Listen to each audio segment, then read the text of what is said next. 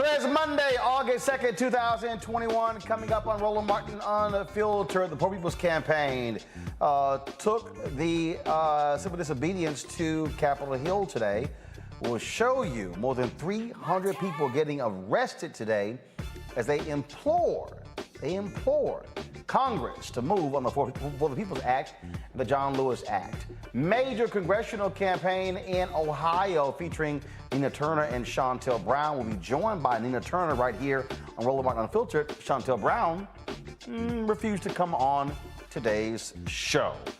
We've got lots more to talk about. Let's get right to it. It's time to bring the funk on Roland Martin Unfiltered. Let's go. He's got it. Whatever the miss, he's on it. Whatever it is, he's got the scoop, the fact, the find. And when it breaks, he's right on time and it's rolling. Best believe he's knowing. Putting it down from sports to news to politics. With entertainment just for kicks, he's rolling. It's on go, roll, y'all. It's Roland Martin, rolling with Roland now. He's funk, he's fresh, he's real, the best, you know he's Roland Martin now.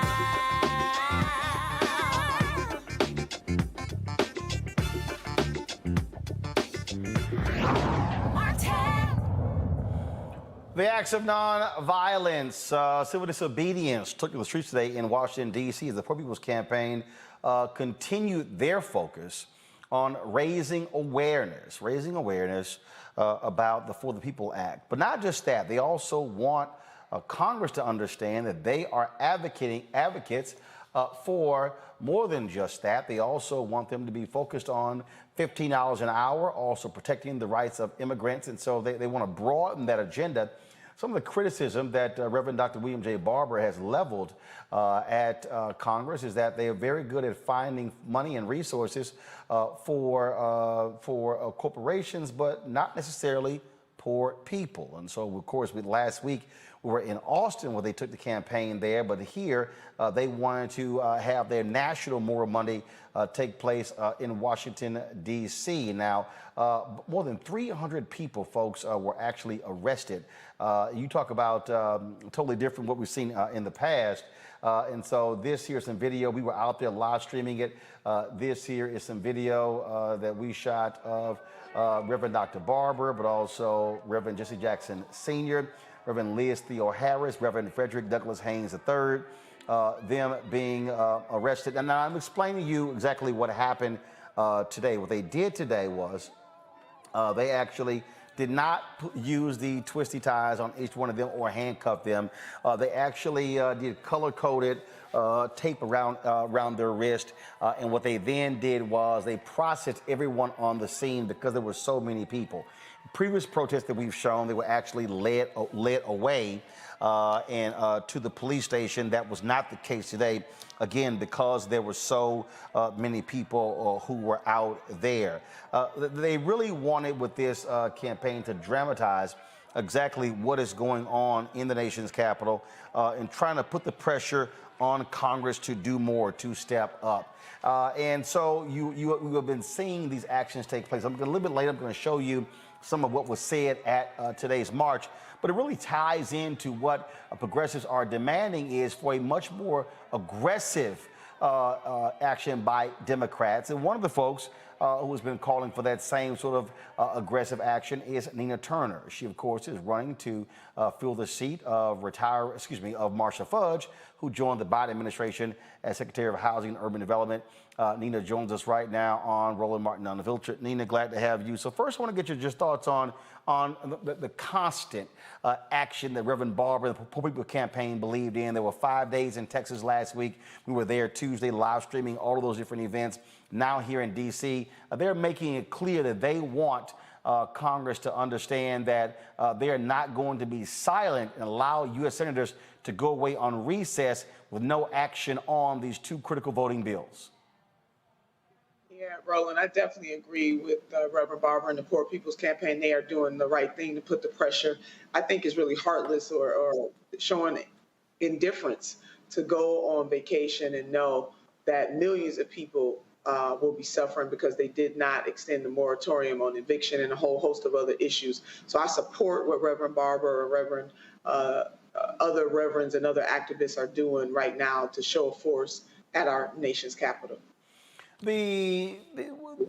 What they're talking about, that particular agenda, in many ways mirrors what you have been focused on in your particular campaign. They are focusing on $15 an hour, obviously the voting bills as well, but also protecting immigrants' rights. And you have this battle that's really going on right now, even within not just the Democratic Party, but even within the Congressional Black Caucus. Over the weekend, you had Senator Bernie Sanders, you had other newer and younger progressive members of the Black Caucus campaigning for you, along with Cornel West. Your opponent, Shontel Brown, she had folks like Congressman Jim Clyburn, Congresswoman Joyce Beatty, and others. And they have been very critical of you. Congressman Emmanuel Cleaver said that they're more pragmatist compared to other members. And so even within the Black Caucus, you do not have folks marching as one. And so it's very interesting, this dynamic of how your race is showing these different factions, even within the Congressional Black Caucus. It's true, and although we're not homogeneous as Black people necessarily, except when it comes to voting, 90% of our votes in a holistic way go to Democrats, but I digress. It is important to understand that the founding of the Congressional Black Caucus and other organizations like it was based on the fact that millions of Black people were suffering in this country and treated like second-class citizens. The premise of the poor, the working poor, and the barely middle class still hits our community disproportionately in a harder and deeper way. This is a class and a caste fight, which is why what Reverend Barber and others are doing with the Poor People's Campaign, the 21st century version of that, is vitally important, because we got to unite and link with our sisters and brothers and family and friends from all walks of life, all ethnicities, and all races. But when it comes to the type of suffering and the impact that it has a deeper impact on the Black community. So whether that's us being hospitalized at higher rates because of COVID-19, death rates higher because of COVID-19, when you look at income and wealth inequality, which is why the $15 an hour minimum wage fight is a righteous fight that has a class and a caste component to it. When you think about unionizing, when you think about the John Lewis Voting Rights Act, as you laid out, and the For the People Act, when those things are passed, it helps all, but it has a deeper positive impact on the African American community because we suffer the most. And so to have leaders not believe and know that we need universal health care to increase the minimum wage or cancel student debt, that just doesn't comport with the reason why organizations like that were founded in the first place. What do you make of this notion that you somehow are a scary candidate, meaning that you would come into Congress and be causing dissension within the Black Caucus? I saw some of the comments over the weekend. Again, the fierce campaigning that is happening on both sides.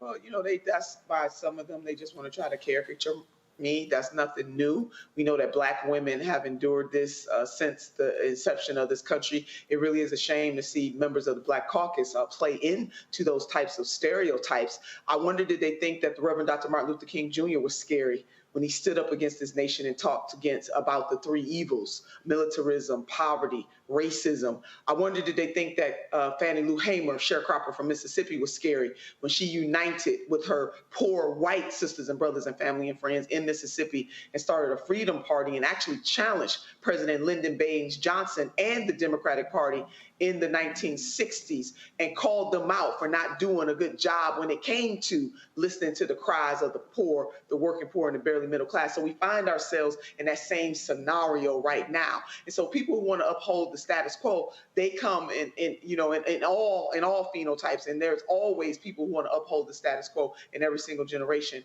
And we see that right now, right here. I wonder, did they think Rosa Parks was scary when she challenged? And on, Roland. I can give countless examples of the very people that we come together to recognize and uplift right now in the 21st century. They were vilified and maligned in their time when they too were fighting against the status quo. When we look at this particular race, folks obviously will be going to the polls. what do you see as the starkest contrast between you and your primary opponent, Shontel Brown? And first of all, let's be clear, it's not just the two of you in the race. That's right. Is it like 13, 15, 20, 50 people running? You got it about right. There's 16 people in total if we count the 3 Republicans who will be in their own primary, but yes, there are 13 Democrats running for the seat. Thank you for that moment of levity. You know, for me, I'm not just saying if something passes, I'll support it. I'm out there fighting for these things to pass, and whether that is Medicare for all, 1 million Ohioans lost their employer-sponsored health care since this pandemic, and if you add that with the crisis of people who are underinsured or underinsured or don't have health insurance at all, that comports with what movement, the progressive movement, and what I call the freedom fighter movement is pushing for. I'm not just saying that if $15 an hour passes, I'll vote for it. I'm out there in the streets fighting for it, have been doing that for over 6 years. I do understand from my lived experience how people who are poor, working poor, and barely middle class feel and the needs that they have. Roland, Cleveland, Ohio is the poorest city in the nation of its size. When you go and roll into Akron, 23% of the people who live in Akron are poor. We don't have time to play games. We need leaders who are going to stand up and have the courage to ask for more. And that is not in contradiction with working with somebody. Of course, if the administration does good things, if the Congress is working on good things, I'm going to be right there to be partner with. But being a partner does not mean being a puppet, and working with does not mean acquiescing to. And if we look at all the greatest socio-economic justice changes that have ever happened in the United States of America, it happened not because politicians got a clue. It happened because ordinary people put a little extra on their ordinary, and they pushed the body politic towards justice, the A. Philip Randolphs of the world, the Ella Bakers of the world. So these very people are some of the same people that were against even President Obama being president of the United States of America. These are the same forces. And Roland, let me make one other point. My major competitor is taking money from Trump Republicans. The owner of the Patriots has donated to her campaign directly, and then indirectly donated to super PACs that are coming in here with that evil, dark money to upset, disrupt, and pick their candidate instead of allowing the residents, the voters of this district to pick who they want to have. It is wrong, and if we let them win here, they're coming to a neighborhood near you.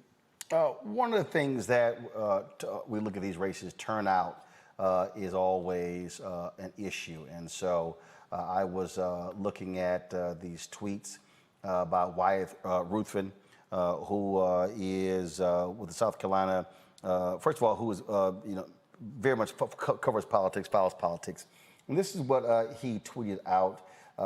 Final Ohio 11 early voting numbers out of Cuyahoga. 27,199 ballots requested, 20,681 were returned. In Summit County, 2,431 ballots requested, 2,236 ballots returned. He said, based upon these numbers, I'm predicting a total turnout of 40,205. That has got to be unsettling. I mean, look, most congressional districts around 700,000 people. They have 16 people running, and turnout, some say could be anywhere between 40 and 50,000. How are you and your campaign seeing turnout in this race? That's pretty much our prediction, too, and it definitely makes me sad that people have opted out. I mean, here it is, a special election in the heart of summer. Most people are not accustomed to voting in July. Early voting started on July the 7th.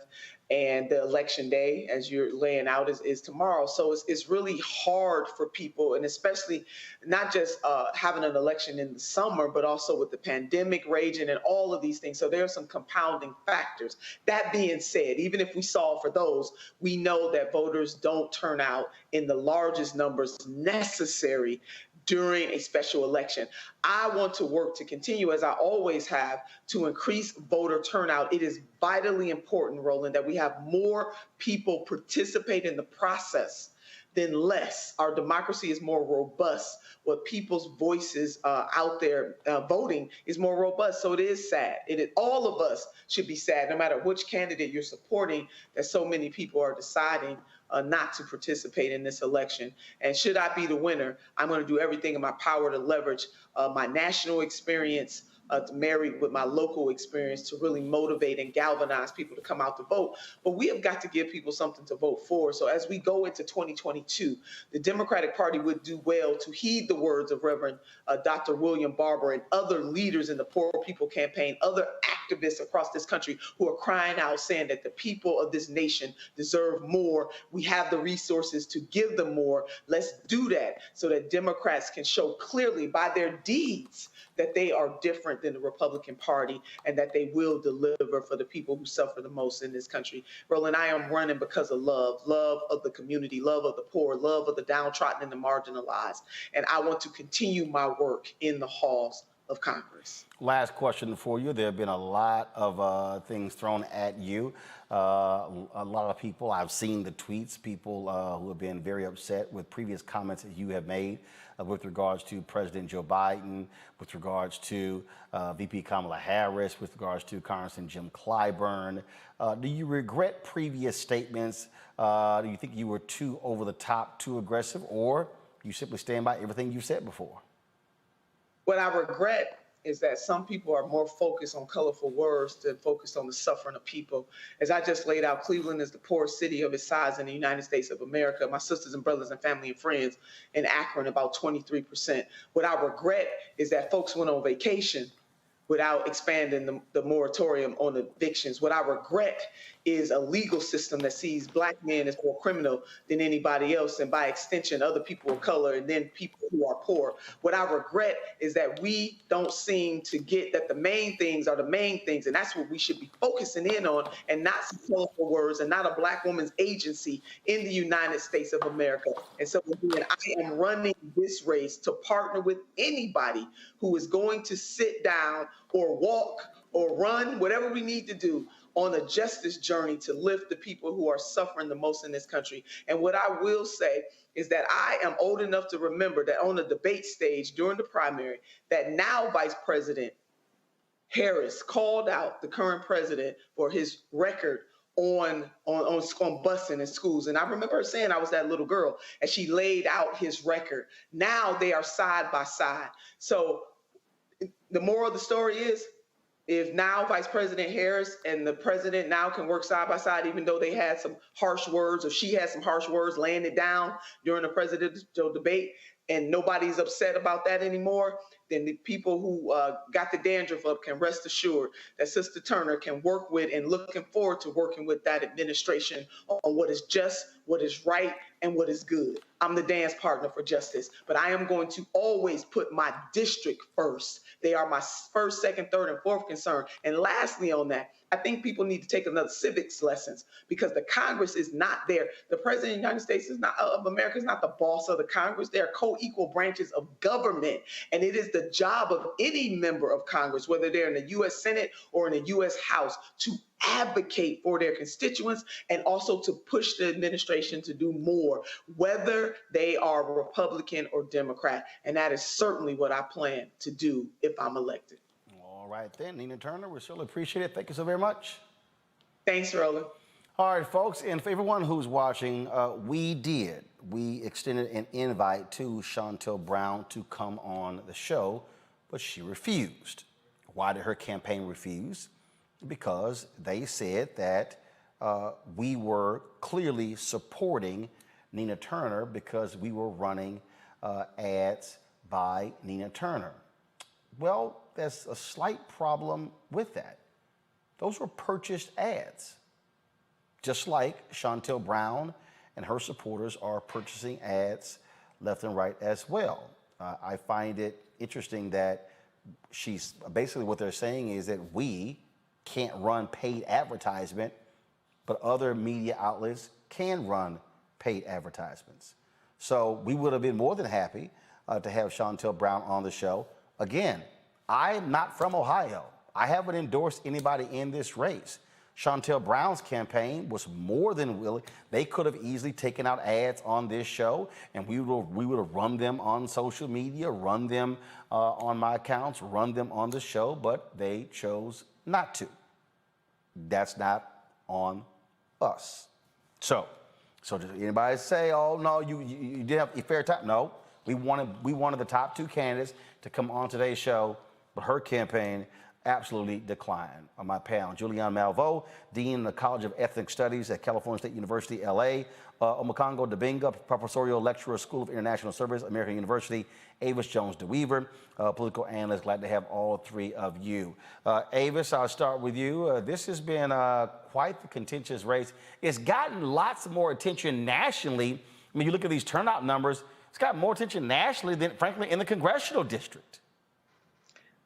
Absolutely. It's gotten a lot of attention nationally because this is a race that, in many ways, I think a lot on the progressive wing of the party are almost using as a litmus test. You've had people parachute in there like AOC, like I think Bernie was supposed to come in there. I don't know if he showed up yet. He did. But, He did. Okay.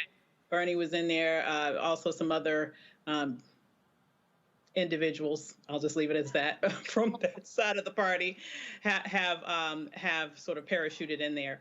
And so their presence, since they don't have any ties to Ohio, in many ways have made this a very national thing, in addition to some controversial statements, quite frankly, that were hurled against Representative Clyburn that were people interpreted as being rather insulting. And so it has taken this outside of a district and made it in many ways a national race and perhaps to some extent a litmus test on the power of the progressive side of the party in order to be able to get that seat versus a Democrat that has aligned her that has a stronger or longer history with regards to her local activism in that specific area. And has aligned more politically with the more traditional wing of the Democratic Party. Julianne, again, Nina Turner has been a firebrand, big supporter of Senator Bernie Sanders. That has not made a lot of Democrats happy with her previous comments, and they've been using them against her this campaign. You know, Nina she is a firebrand. She's terrific. She's a friend. I've contributed to her campaign. Let me just put it out there. And I love Jim Clyburn, too. But what the mainline Democrats have to understand is that younger Democrats are not prepared to play Mr. Bojangles with them. They want change, and they want it now. And that's where Nina is coming from. At the same time, you have the sister who has done mainstream Democratic, walk up the ladder, be the DNC chair or the chair of the local Democratic Party, also a good candidate, but as far as I'm concerned, you're really looking at the past and the future. What we're seeing in so many ways, Roland, in this race and in so many others, is the changing of the guard in the Democratic Party that many are resisting.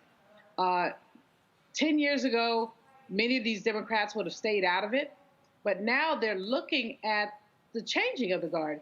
Look at Cori Bush. I know we're going to talk about homelessness later. But, you know, why were there no more people laying out on the sidewalk, the streets with her? And so Nina Turner is the face of the future, and it really is a litmus test, and people are going to read all kinds of things into it. But what they really need to read into it is that this is a woman who is determined to make a difference for her community, Democratic platitudes notwithstanding. Well, Omokongo, look, the reality is here. Incumbents protect incumbents, all right? We saw this. The Congressional Black Caucus Political Action Committee actually supported the white incumbent Democrat who ran against Ayanna Pressley. She beat him. They supported Lacey Clay, who was the incumbent who got beat by Cori Bush. So it's not like we haven't seen this before. This, though, is a little bit different because I think Black Caucus members have been a lot more aggressive and, again, have really been upset with some of the comments that Nina Turner has made, especially what she has said about Congressman Jim Clyburn. That was a forum with Killer Mike earlier this campaign where he said that all Clyburn got out of his endorsement of Biden was Juneteenth, and he could have been a lot more aggressive on policy. That did not sit well with CBC members. You're right. I mean, this is history. This has happened before, and I think that all of these individuals, as esteemed as they are, they need to put on their big boy, big girl pants and do the work. Look, I completely understand what people are saying and that maybe she could have chosen better words, but at the end of the day, let's take it right to where you started. When you talked about the protests that were there and the 300 arrests, that was out there as it relates to voting rights. Look, if President Biden and Vice President Harris and some of these other members of Congress are not willing to cancel or stop the filibuster to protect voting rights, you are not doing what you promised to do. And so you're not really representing what we sent you to do. And if you look at coming out of Reconstruction, this was the same thing in the past, where politicians who said they were going to protect voting rights and the like, they abandoned that to go for economic issues, and they lost a lot of black support. And so we're seeing this again. And so look, we can all talk about the comments, and I understand why Representative Clyburn may have been upset, but I personally do believe also that he can be demanding more from Biden. And he talks about, you know, you don't have the right to use the Constitution, use a filibuster on my constitutional rights and the like, but we need to demand more. And so, look, at the end of the day, I think it's unfortunate what has played out. And really, we need to understand, as Dr. Malvo said, that there are grassroots people, and like you said, you know, Cori Bush and the others, who aren't going by traditional politics. They're not waiting their quote-unquote turn, and they need to be respected and understood, and they need to be engaged right now, because if we don't do it now, it's just going to blow up in our faces, and Republicans are going to keep laughing in our face. Speaking of what's blowing up in our faces, we're seeing how COVID-19 is impacting so many of us. The Delta variant is causing significant problems, an explosion of cases in many states like Florida, Texas, Mississippi, Alabama, so many of these different states. In fact, we now are hearing and seeing more individuals who are getting COVID even though they've been vaccinated, like Senator Lindsey Graham of South Carolina. Again, in Florida, as a result, people have been waiting in line for hours to get a shot because this Delta variant has really changed so much. In fact, Alabama's COVID positivity rate is now the highest in the nation. Texas has surpassed New York for the number of COVID-related deaths. And so, folks, this is causing problems. And so now we're trying to understand the CDC data that has come out that's saying that vaccinated people are spreading the virus.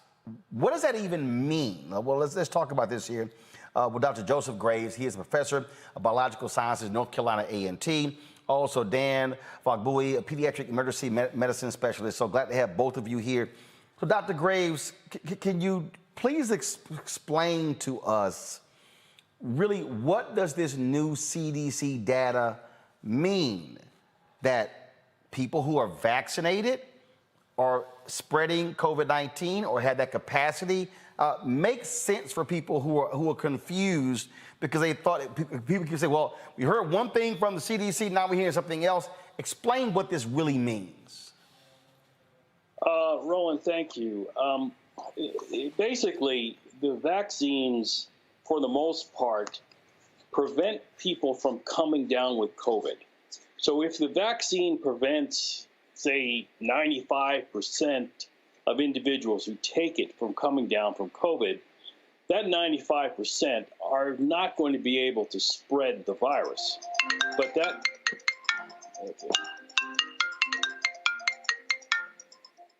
that also means that the 5% of people who can get COVID who are vaccinated usually have milder cases, don't require hospitalization, and don't generally die from COVID. But that doesn't mean that a person who has been vaccinated, in that 5% who actually do come down with COVID, couldn't pass the virus along. Now, what we know about the Delta variant is that, in fact, it's more transmissible and generally makes people sicker. And also the effectiveness of the existing vaccines against the Delta variant has gone down, which means more people will actually, who are vaccinated, will actually get the Delta variant, even though that doesn't mean that they're going to be hospitalized or die from it. But that does mean that they can potentially pass along, particularly to unvaccinated people. To not unpack that, because again, explain to the audience, first of all, so the vaccine, like I took Moderna, okay? So the Moderna vaccine that I received was meant to ward off the initial COVID-19 virus, correct? That is correct. So what then happens is viruses, as you told us last year, this is going to happen. Once viruses get within the human body, they begin to mutate and they create a different strain. So the vaccine that was created is not necessarily going to be as effective against the essentially new virus. Yeah, and we know that the vaccines that were created against the initial strains are not as effective against the Delta variant.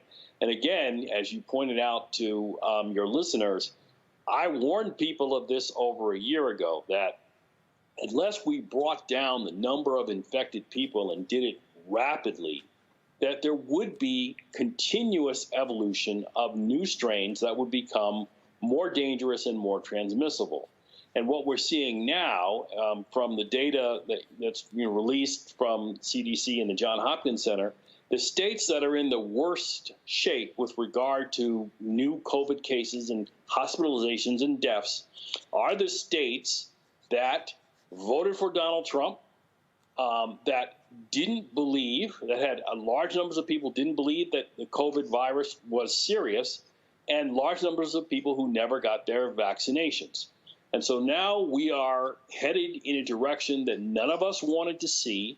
Everybody wanted to see the summer of 2021 as things going back to normal, but we're actually seeing the trends heading in the wrong direction. So if there's not national action soon to require vaccination, to require masks in school, to treat this as the public health emergency that it is, we are not going to get better. We're going to get worse. And there are more variants that are going to evolve coming down the pipeline. Some may be even worse than Delta. So this is not something we can fool around with.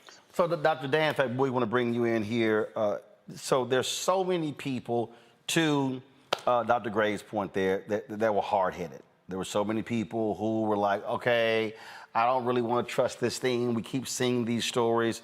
There was a couple out of Houston, I believe, who both of them are on ventilators near death, and we wanted to wait a year, see how these things turn out, and now they basically are sending messages to their family, please make sure our kids get vaccinated, and folks just assumed that this was just going to be no big deal.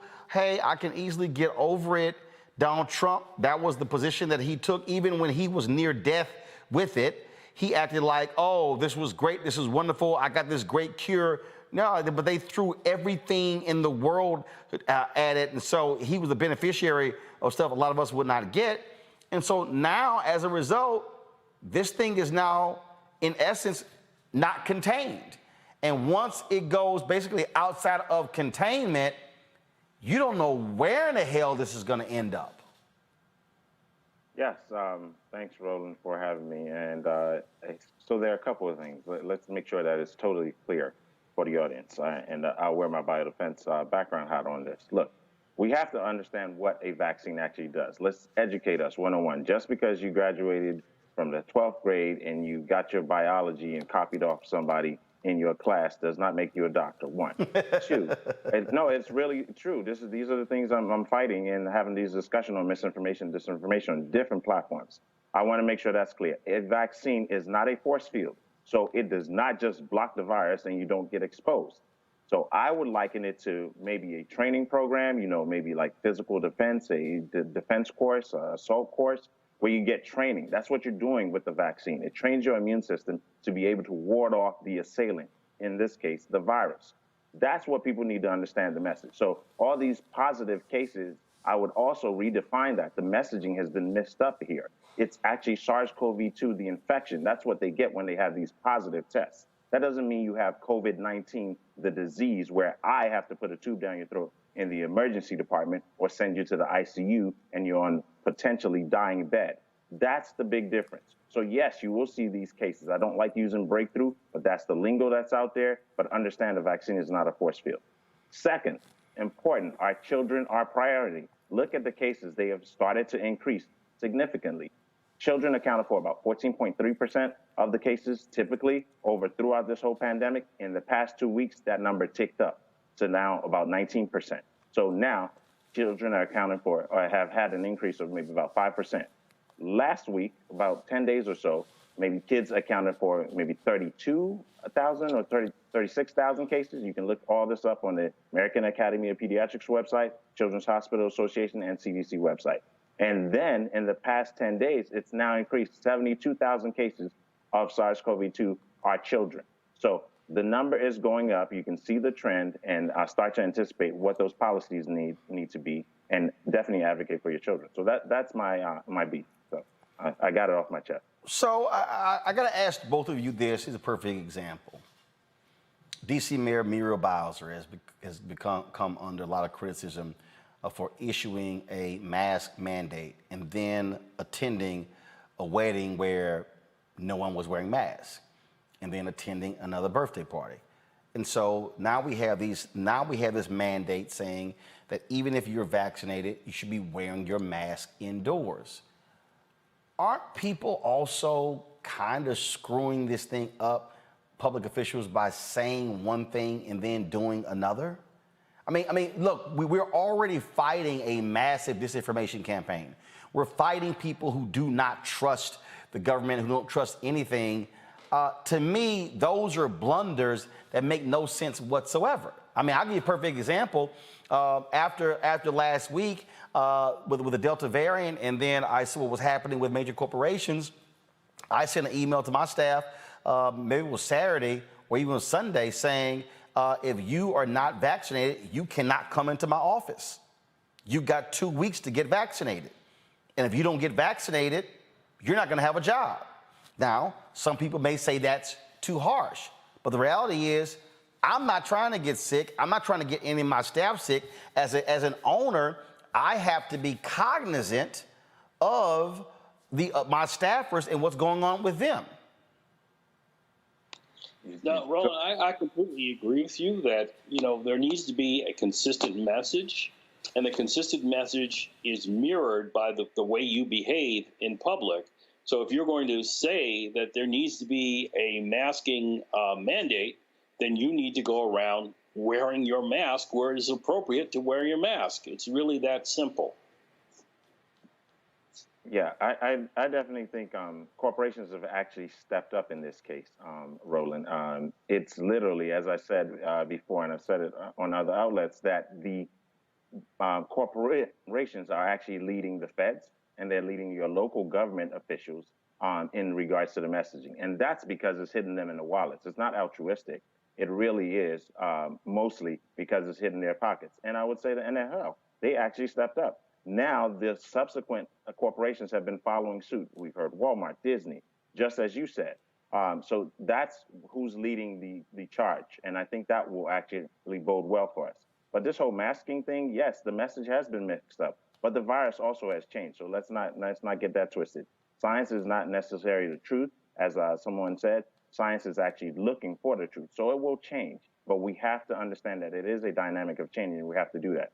Some of my colleagues have said we shouldn't even be dangling the whole mask issue and just say, you know what, mask, do what you need to do, wash your hands, get your vaccine, and call it a day, and be clear with it. We've tried the other way. Some have argued that if aliens were supposed to invade us, we, with our civil liberties and lack of cooperation, lack of working in unison in one accord, will be our downfall. And I actually think that's actually right, sadly, but true. Yeah, but I think the problem is deeper than that, because Americans confuse freedom with license. And they're not the same thing. You don't have the freedom to walk into a crowded movie theater and yell fire.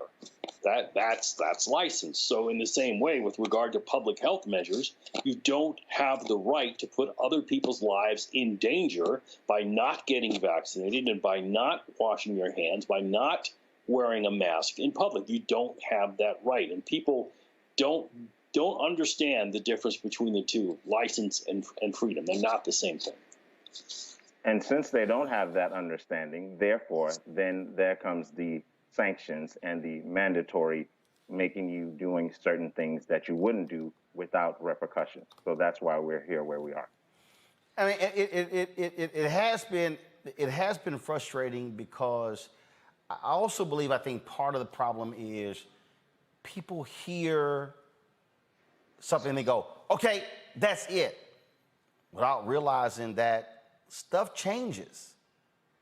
That as medical professionals, as scientists, you're chasing this thing. And so to me, it's sort of the equivalent of, someone tells me, hey, I'm gonna follow you in traffic, and we're going this direction. And then I get mad if you hung a left or hung a right, and I go, well, why did you turn right? And they were going, because idiot, there was a traffic accident up ahead, and I exited the freeway to go around the accident versus sit in traffic. We are so linear. Nope, you told us this, and now you're changing your mind? What's wrong with you? And then folks just put it out on social media, and then people go crazy, as opposed to sitting there going, yeah, guess what? Today, you're gonna have to wear your mask. I know what I said last week, but today is different. To me, got it, because I'm trying to live. I'm not trying to check out early by being a dumbass. Part of this also, Roland, goes to I think the intentional destruction of science education in the American school system. And the reason that science is so dangerous to despots is because when people think scientifically, they can easily see through your schemes. So if you want to be able to essentially, institute a despotic, anti-democratic society, you don't want your population capable of thinking critically about the facts of various issues, including the facts of nature and medicine. And so this is an example of where that right-wing program of attempting to underdevelop the intellect of the American people has now come back to literally bite us in the behind, because now it's extremely difficult to get across scientific ideas related to the pandemic, related to the evolution of the virus, related to public health policy in a society that has little to no scientific literacy. Dr. Dan? Yeah, no, I totally agree. I think I just want to pivot on that issue, but with regards to parents really trying to figure it out for their children this fall, winter. Please make sure you go to www.cdc.gov, look under vaccines, under planning. You'll see all the guidelines. I literally had I moderated a session with the National Council of Negro Women, a great workshop this weekend, but lots of concerns from parents, lots from families, lots from administrators. This stuff is not, it's not easy, but we have to do it. So that whole masking stuff that the AAP, the American Academy of Pediatrics, put out, please follow that. If your constituents aren't, if your leadership in your towns are not following that, figure out how to advocate and work up that chain, because this is serious. We don't have those vaccines for the kids yet. We need to vaccinate them as soon as we get that opportunity, but we don't have that yet. And the time when it's coming, we're not sure. We're saying sometime later in the fall, winter, but by that time they've already started school. And as I already mentioned previously at the previous discussion here, that we talked about the stats, those cases are rising, they're increasing. While we're not seeing significant hospitalizations in those areas, the hospitalizations are going up, especially in those hot bed areas. Florida, I don't know what they're doing. We didn't talk about it, but DeSantis is tripping over there, and you all need to protect yourselves and be careful. I do want to have each one of our panelists ask a question, but I just get a kick out of some of these people. I guess this person's name is appropriate. It's Karen. She puts on YouTube, he talking like if people are not vaccinated, they got the cooties or some shit. Oh, well, to each his own. Glad I have my own business. Wow. So now he calling people dumbasses because they don't get vaccinated. Yeah, actually, I am. I'm calling people dumbasses last year who wouldn't wash their damn hands, who wouldn't social distance, who wouldn't wear a mask. And then when the vaccination comes out, then folks say, oh, you know what? I'm not going to take it. Okay, gotcha. But show me all the people who did at the same position, like the 34-year-old black dude who's making fun of the vaccination, who's now dead. Hello. or the numerous other people. And here's the deal. You're right. To each his own. But do let me explain something to you. While you're saying to each his own, it's not just each his own. See, this is the difference between, to me, COVID-19 and somebody who chooses to smoke. If you want to smoke 5 packs of cigarettes a day in your house, in your car, that's you. But when I got to deal with your secondhand smoke, you now affecting my life. If you want to drink yourself into a stupor, go right ahead. But when you drink and get behind that wheel, see, then you're impacting me. This is the reality of what's happening with COVID. The people out here who don't want to get vaccinated, who don't want to social distance, who don't want to wear a mask, who don't want to wash their hands, who want to say, hey, I want to live free and be an American. That's why I'm here. It's freedom, freedom, freedom. Well, that's what's causing our problems, because their kids are not vaccinated, they're not taking all the precautions, their family members are not, and so guess what? This small amount of people is causing the problems. Vermont is the state that leads America. Both of y'all can just correct me if I'm wrong. Vermont has the highest vaccination rate in America. My understanding, 0 hospitalizations. Well, I mean, you've said it all, Roland. I mean, but I would say that much of this ignorance is not accidental, that it has been fostered by very powerful interests who like to see the American people suffer. And quite frankly, as I have said on your show many times, all of these unnecessary deaths need to be laid at the feet of the people who created the atmosphere where Americans no longer believe scientific facts, no longer believe medical facts, no longer believe the things that they see with their very eyes. I mean, people on their deathbed saying, I should have taken the vaccine. But there are people who told them that they shouldn't. This morning, I saw a preacher in Tennessee who threatened to throw people out of his church if they got vaccinated or wore a mask. And so, while yes, individuals have responsibility, we also need to be quite aware of the social forces that are at work in this country trying to destroy what is left of American democracy. Questions from each one of my panelists. I'll start with you, Julian. Roland, first of all, these doctors are amazing. Thank you for bringing them on and bring their information on. I want to ask both of them, but especially the brother who talked about the resistance to science, the lack of science literacy that exists in our country. So people are saying things like, I don't believe the science. Well, it's not a religion. It's like a fact. So what do you attribute this lack of science literacy to, and what can we do about it? So there are a couple of things on that. I would say, thank you for that question. So the number one thing is our school system, right? Our education process. It needs to be more rigorous. We need to focus on STEM, science, technology, and math, engineering, all that good stuff, to start to address that. But not only that, I think this is what I was going to bring up. Section 230 that has to deal with social media and the regulation around that. Social media platforms are going to need to be regulated. That's just my personal opinion on that. I don't know how other folks feel about it, but the point is, if AI is stupid, and I'm going to say it's stupid, because all it does is give you and feed you what you eat. So if you're looking up some story and it says that this vaccine has this, and all it is a whole bunch of lies sprinkled with a little bit of truth. And people say, oh, well, if it says that there, therefore it must be. The lack of critical thinking is not there. It's just not there. People they don't even know how to go down levels of discernment from first degree. Who's the author? Not every doctor is a doctor. Okay, so this doctor published. Did they publish in that area? Did they publish in this topic? And what does that mean for me? What does that mean for the population? So people have to learn how to verify, how to check information, how to validate it, and actually understand how to discern Those things are lacking. So critical thinking would be the first thing I would say. And then social media definitely has a part of that, where they're using AI algorithms that aren't really propagating the right message and actually magnifying misinformation. Yeah, I have to agree with my esteemed colleague.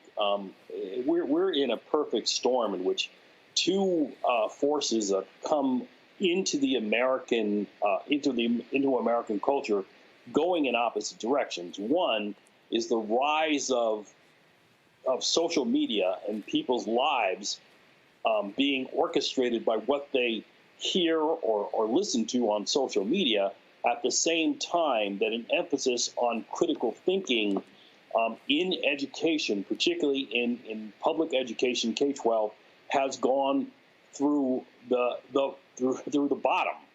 And so these two things coming together is the worst possible set of circumstances in which to have a global pandemic. And so unless we fix this, and again, it comes down to who has the who has a rationale for wanting to fix this. I can tell you that the people who run this country don't have a rationale for wanting to fix this. They want a compliant American consumer who will just buy what they see on their smart television and not really even think about it. That's what they want. That's what they want education to do, is to make you a compliant consumer. If we emphasize an education that provides students with the ability to think critically about the world, they're going to come to the conclusion that the society we live in has to be changed. It has to be changed dramatically. And if the COVID pandemic isn't sign enough, let me be really clear on this. I've been saying the entire time that COVID is a level 3 pathogen. There are much worse pathogens lining up to become global pandemics. And unless we take action now, we could literally be seeing an existential pandemic that threatens the very existence of the human species in a not too distant future. Makongo, your question. Yes, my question is also for both of you. I remember when COVID first hit and there was all this conversation about not only the airborne aspect of it, but handshaking and people touching packages and surfaces. With this Delta variant, are these also still areas of how the virus, of how COVID is being transmitted? Should we still be doing things like washing down packages, fist bumps instead of handshakes, those types of things? So based on the data that's out there, we know that most of the transmission is not really through packaged food and touching certain surfaces. It may be minimal on that, but it's really not the main way of spread. It's really just through the nasal passages and mouth. And so those are the things that are out there. So yes, we should still be washing. Somebody alluded to something about us being dirty and not clean. So wash your hands. If there's one thing we learned from this pandemic, is to be clean. For those who are obsessive compulsive, they're living in heaven right now because they're like, y'all just catching up. Wash your hands, and wash everything else. So yeah, so that's where it's at with that. Make sure you wash your hands, wear your mask, and do all that stuff. It does change, and as I said, science is a dynamic of change. When we get more data, if we find something that this variant does something else, you'll be notified. To be continued. So people can't just stay in one zone. It's literally constantly evolving. And because it constantly evolves, I would make the point that we should assume that variants will evolve that do a better job of transmitting themselves on surfaces. And so the practices that were just described, which is hand washing, wearing your mask, social distancing, all of those things are going to work without regard to whatever type of variant we're talking about. But we can be sure that new variants will arise with new abilities. And so we should maintain our best practices with regard to preventing the transmission of viruses. And we know how to do that. Thank you. Avis. Dr. Fabui, great to see you here, by the way. Question for you with regards to parents trying to navigate school. A few months ago, I think we all were assuming that by the time this fall came, that children could more safely go back to school. and resume a more normal type of educational lifestyle. And now, with the rise of this variant, plus the fact that vaccines have not really been completed, the testing process for the youngest of children, what should parents do in terms of looking out for the safety of their children as they head back to educational institutions? Well, thank you for that question, Ava. It's great to see you too. Hide your kids, hide your wives, run. I mean, literally, all jokes aside. But I think it's important to understand how this is for families. As I said, I was moderating the National Council of Negro Women workshop, great outreach to the community. Please check in with them. But on the CDC website, I would definitely refer you to that. CDC website, go under vaccine, under COVID-19, or under planning for schools. So it's called SLV, basically school-based planning and vaccination. So it's not only just the COVID vaccinations that will be an issue, but even the regular vaccination that they haven't been getting throughout this whole pandemic. So they're going to be doing that in school. So I want parents to be open to that and to be ready and be prepared that your kids may get vaccinated at school for all their catch-up vaccinations. That's one. Two, I think it's important to make sure they're involved in their PTA, Parent Teachers Association, and in your community response to that. Definitely the masking, work around the community on that. One of the problems that we've had is we've known this for over a year. We had all this time that we know that the distancing within schools, making sure that they have enough funding to be able to construct the school, or at least make it the classrooms in a certain way where it's more palatable and available for them to have more air and things like that. So those are things they should have worked out within their policy.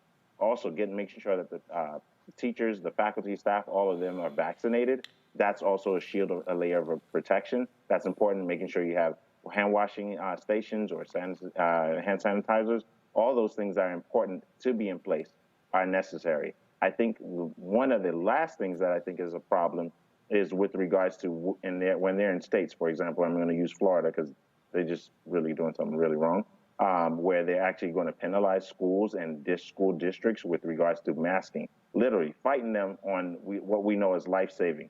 That's where you have to get involved with the community level, with all the chain of command, meaning you're speaking with your council member, whoever is in power in that city, so you all can advocate for your children. And ultimately, if this is not working out the right way, you may need to take your kids out of school and go to a different district. Literally, some parents are actually considering that in cases where they need to make sure their kids are safe. Yeah, and one other thing I'll add to that is there has been a concerted effort by the right wing in this country to take over local school boards. And so people who really care about democracy, about preserving our chances to live in a free and equitable society, if you have the capacity, you certainly should, one, find out who's on your local school board and what their politics are. And if you have the capacity, you should consider running and serving on your school boards, because there needs to be a concerted effort to stop the takeover of school boards by right-wing policies in this nation. All right, folks. Gentlemen, I appreciate it. It's a whole lot to digest there. Hopefully, the folks who are watching and listening really learn something from that. Our goal is to have top Black experts on, giving people the information from our perspective so they understand what's going on. And so I certainly appreciate the both of you for coming on to explain all that. Dr. Gray, Dr. Bakbui. Thanks a lot, gentlemen. Take care. Appreciate it. Yeah, you too. All right, folks, got to go to a break. We'll be back right here on Roland Martin Unfiltered. People our age have lost the ability to focus the discipline on the art of organizing. The challenges, there's so many of them and they're complex, and we need to be moving to address them. But I'm able to say, watch out, Tiffany, I know this road. That is so freaking dope.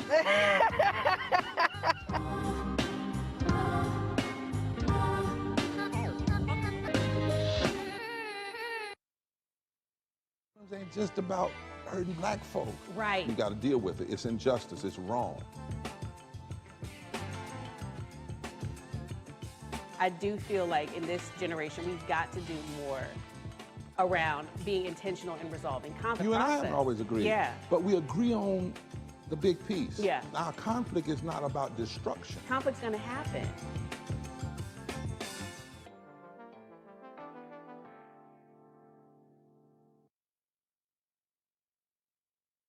I'm Shantae Moore. Hi, I'm BB Winans. Hey, I'm Donnie Simpson. What's up? I'm Lance Gross, and you're watching Roland Martin Unfiltered.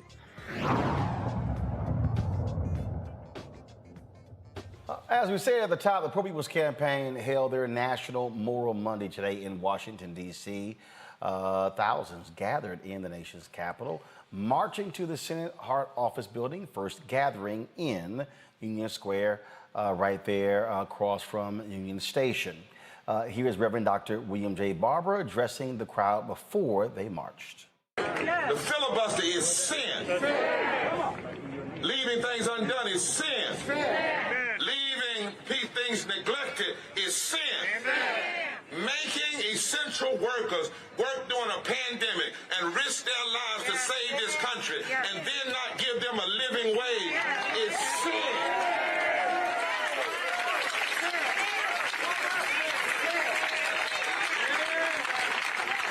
The moment of this question, and I'm through, is simply this. It's a moment that was raised, Reverend Jackson, in the 1920s by the Kentucky mine workers who were fighting against the bosses in the 1920s. And one lady, they were coming to get her husband and arrest him, and she hid him, got him out of town, and then she sat down and wrote a song, and she simply asked one question: which side are you on? Which side are you on, my people? Where are you at, Pelosi? Because there is no moderate side in this. Where are you at, Pelosi? Moderation is vomit. But the Lord said you either got to be hot or cold. A non-constitutional filibuster, are you on that side? Or are you on the side of fulfilling your constitutional duty to establish justice, to promote the general welfare, to ensure equal protection under the law, and make sure nobody can deny or abridge the right to vote? Somebody shout, which side are you on? Reverend Jesse Jackson, the senior, was also there and was cheered vigorously by the crowd when he was introduced. I was glad to be on the summer march in 1965 and the summer march last week between Georgetown and Austin. The difference between now and then is that we were moral independence party.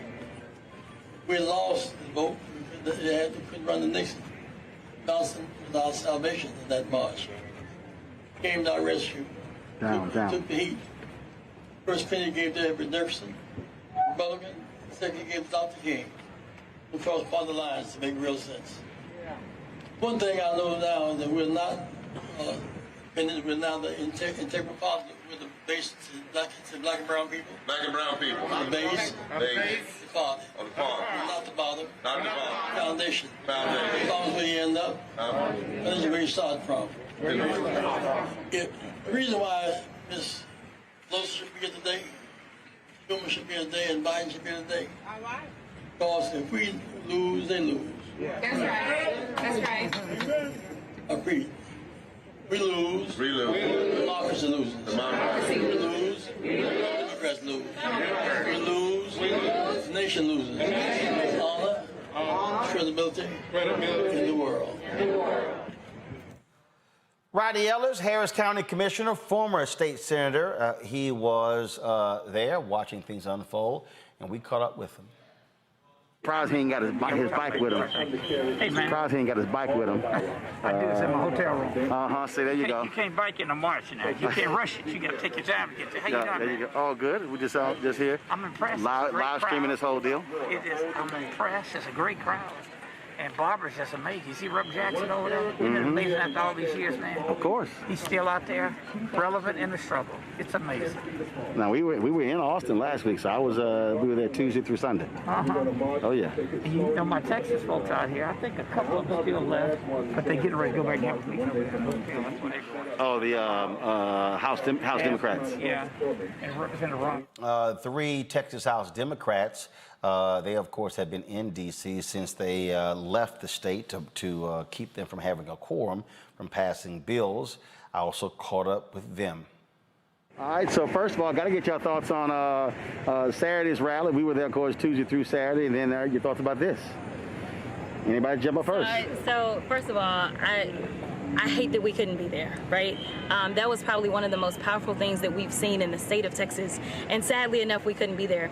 But everyone has to know that we were there in spirit, because I honestly don't believe that we would see a movement like that in the state of Texas or anywhere else in this country, but for the courage of my colleagues to stand up to Governor Abbott and say enough is enough, and come to DC and call the U.S. Senate on their stuff, is what we'll say. And I would add that our people back home know how important this is, not only to Texans, but to people across the United States. Our democracy is in jeopardy right now. So we know when they rally that we're standing together in solidarity. And today's rally is all about Reverend Barber tying voting rights to every single issue that's important to every family, whether it's working wages, whether it's health care, whether it's employee rights, whether it's emergency workers being safe in what they're doing, whether it's our educators. All of that is tied into our right to vote, and that's why we're here today supporting Reverend Barber in Washington, D.C. What I would say, Roland, is that we are here dealing with the fierce urgency of now. We need the U.S. Senate to take action so that we can protect millions and millions of Texans, and not just Texas, but people all across this country's fundamental precious right to vote. We know that we stand on the shoulders of those who paved the way to help end almost 56 years ago the voter suppression Jim Crow laws, and we're going to continue to fight as Texas legislators to be on the right side of history, and we're urging the U.S. Senate to take action now. This is the most pressing issue facing this country right now. It's not infrastructure, it is the fundamental voting rights, because if we don't have the power of the vote, then everything else fails, and we don't have a democracy. All right, I got to go walk. I appreciate it. Among the speakers also was the daughter of President Lyndon Baines Johnson, Lucy Johnson. He, of course, was the president who signed into law on August 6, 1965 Voting Rights Act. Everyone here matters to us. That's right. You were there for my father in the Great Society. You were there for my father in 1964 and the Civil Rights Bill and the 1965 Voting Rights Act and the 1968 Fair Housing Act. And without your support, it couldn't have happened. Reverend Barber, thank you for honoring me with the invitation to be here. Yeah. Working for social justice has been our family's passion. On January 8, 1964, Linda's and my father declared a war on poverty, saying we shall not rest until that war is won. Amen. The richest nation on earth can afford to win it. That's right. We cannot afford to lose. And with that in mind, so that I will maintain the family harmony that is so important to me, I'd like to introduce my big sister and my forever best friend, Linda Johnson Robb. She's in green, and my granddaughter Tatum Rebecca Nugent.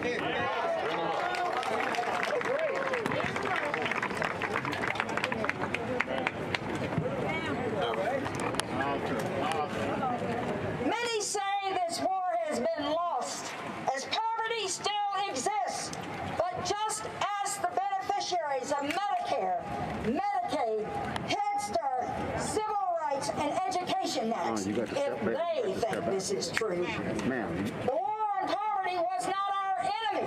Too many public policies have been. Too much inequity of incomes, access to jobs and education that robbed our people of a more just America. And we won't take it anymore. We won't take it anymore.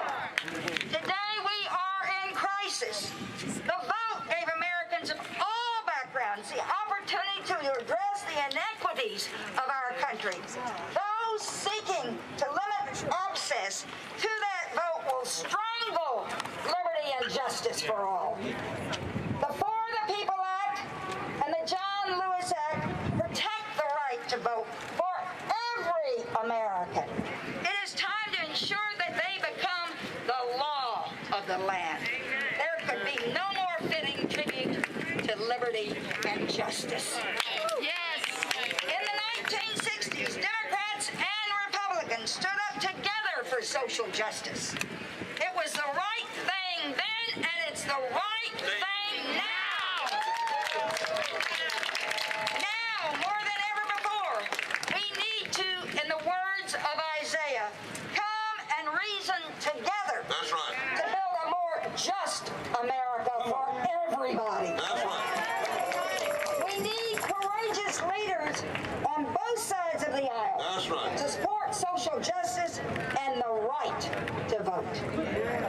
My sister and I cannot speak for our father now, as I assure you we dare not in his life.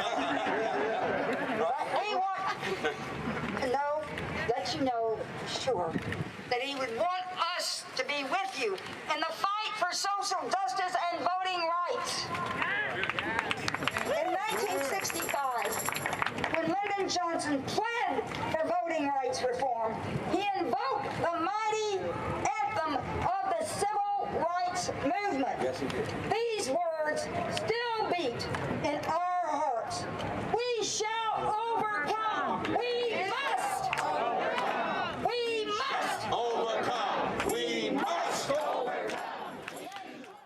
And of course, and after that, that's when they then travel through the streets of Washington, D.C., down Constitution, on the way across the Supreme Court and over to the Senate Hart Building. Media, we need you to be in line with us. This is the Poor People's Campaign and myself, so please, you cannot be in front of us. Y'all got to keep moving. Come on. A little chaotic out there at the beginning, but you can actually see with that shot there the number of people who were there. This is important, Amakongo, and just keep rolling the video, folks. It's important because what Reverend Barber keeps saying is there has to be constant pressure, constant action. More than 700 clergy drove people out there today, and he said by not if you just simply play an inside game and they don't see people in the streets, it allows for the issue to fade away. That's absolutely right. And through Reverend Barber, through Reverend Jackson, Reverend Theo Harris, people always calling off the churches, saying they're not doing enough, they're not doing what they used to do. This is being led right now, and they are out in the streets. And all across the country, I'm seeing members of the clergy step up, just as they used to do in the past, and they're bringing young people along. In my opinion, look, as they say, change doesn't come from Washington, change comes to Washington. And the fact that they're out there in Texas and all across the country out here marching, putting pressure on corporations, putting pressure in every single way possible, people need to know that we are serious about this. People are out there not only risking arrest, this is still a pandemic. People are risking getting COVID transmissions in holding patterns and in other places. But this is how important it is to them. This is how important it is to us. This is how important it is to our future. And these Democrats who we put in the majority, I know they don't have the same numbers as an LBJ did. I get that with Biden. But seriously, you're going to go off for 7 weeks while we're out in the street doing this type of work? Who are you really representing? Whose donors is it about the donors or is it about the people on the street? Because we put you all in office. I don't care who gives you the millions of dollars. It's only one vote per person. And so at the end of the day, I hope that they're paying attention, because just because you all are going to be on recess, kids go on recess, by the way. We're not. We're going to stay out in the streets. We're going to stay online. We're going to stay doing everything we can, because we can't let up, period. Avis, the targeting of recess is really important because members of Congress love nothing more than being able to take their vacations. And so you apply pressure where you need to apply pressure. And I think by telling them, y'all need to move on this before you go to recess, and Chuck Schumer, what he should say to them is, hey, I'm not going to let y'all go on recess unless we address this. That's how you get their attention. We are talking about Chuck Schumer, right? No. Well, that's what he said. That's what he said. Chuck Schumer. Okay. Okay. I believe that one when I see it, but I hope he does. I hope he does. I would like to see more backbone-like behavior out of Chuck Schumer. And I would say that this is a key fight. I mean, this is, to me, from the very beginning of the Biden administration, I've said from day one, this needed to be priority number one. And I've been, just livid as I'm seeing everything else sort of leapfrog over voting rights. And it's not like this is an altruistic thing that they're quote unquote doing for Black people. If they want to win, they need to make sure that Black people can vote because we are the backbone of the Democratic Party. Not only is it true that without our support, we would not have control by the slimmest of margins, but control nonetheless of the Senate, as well as a Biden presidency. But, if looking forward in terms of what to expect in the midterms, in terms of what to expect in the next presidential election, you have to give people a reason to come out and vote for you again, which means that you have to deliver on your promises. It's very disturbing to see that there seems to be this idea that Black people are going to somehow organize their way out of this, and that Black women will somehow, once again, pull another rabbit out of the hat in terms of saving their asses. But I need to let this administration and this political party understand that this needs to be the line in the sand. You need to fight for us in the same way that we fought for you. And lastly, I will say, I really hope, I understand and I deeply respect what's going on right here, but we cannot, I believe, afford to diffuse the message, to muddle this message. This can't be about saving everybody all the time, okay? This can't be about voting rights and citizenship and minimum wage and everything else under the sun.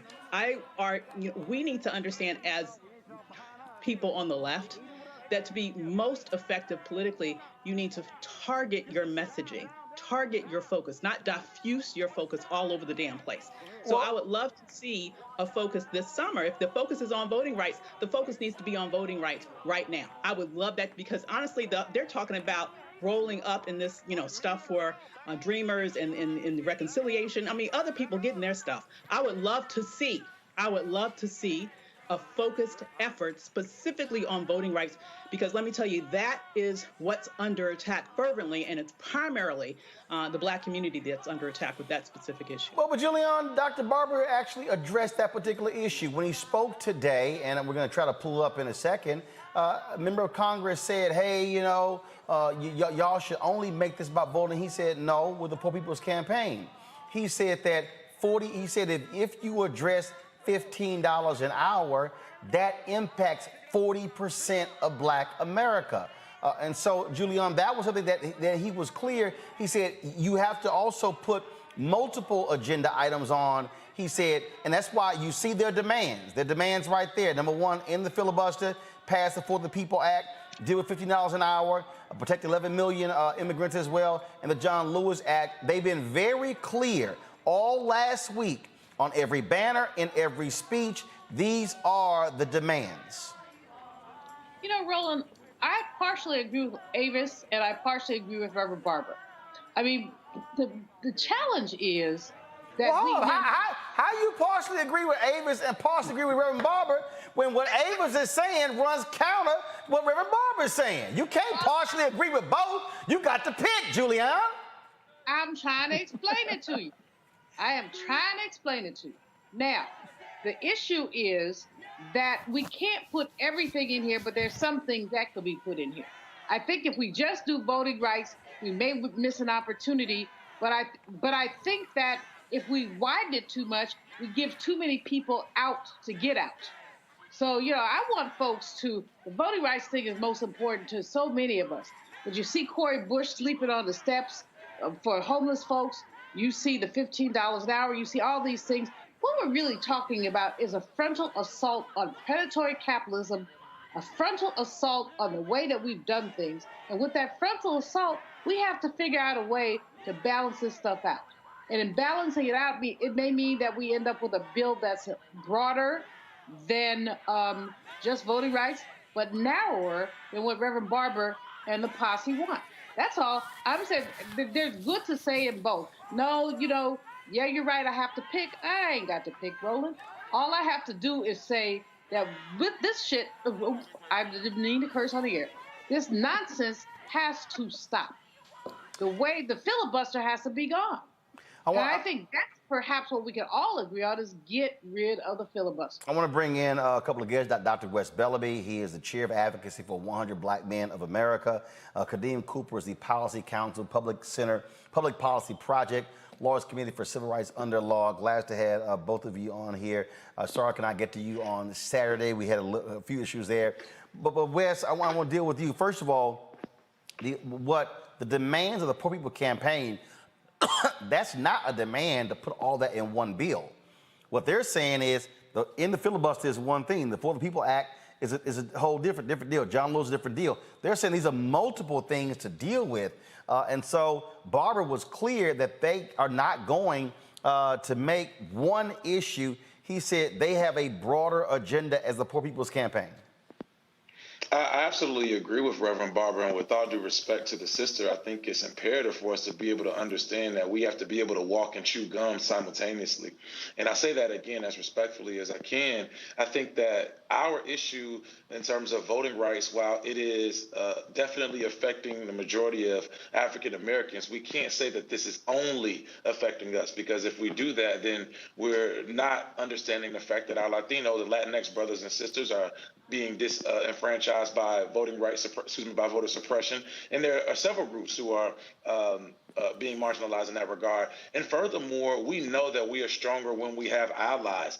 Black folks specifically stand up for everybody, and I think it's important for other folks to come in and stand up with us. We said this while on the show a couple weeks ago. It's imperative that the LGBTQA community stand up for us. The Latin folk, the Asian folk, the white folk, the woke folk, whomever, need to come out and speak up for us. And again, we can't just say that this is only about voting rights, because we know that both the Senate as well as certain members of the House will just say, well, that's y'all thing. And when we're stronger, when we fight together, we're stronger together. And I firmly believe that. Kadeem, obviously, so much attention is focused on this. In the video that I'm playing right now, you see disabled advocates there with their walkers and wheelchairs getting arrested. They wanted to be able to show that everybody cares about the issue of voting rights.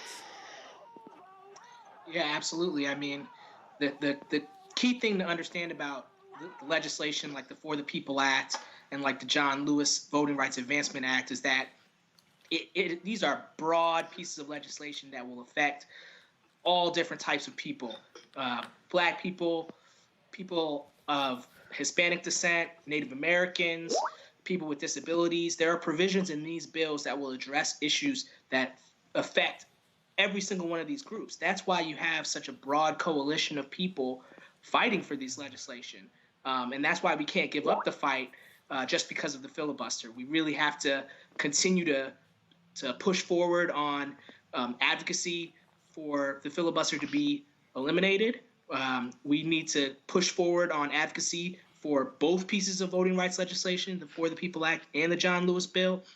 And we have to, continue to fight until the end of this congressional session. I think that the Democrats are starting to understand the urgency of this moment, but I think it's not going to happen unless we continue to fight. And that's what Reverend Barber is doing so effectively today.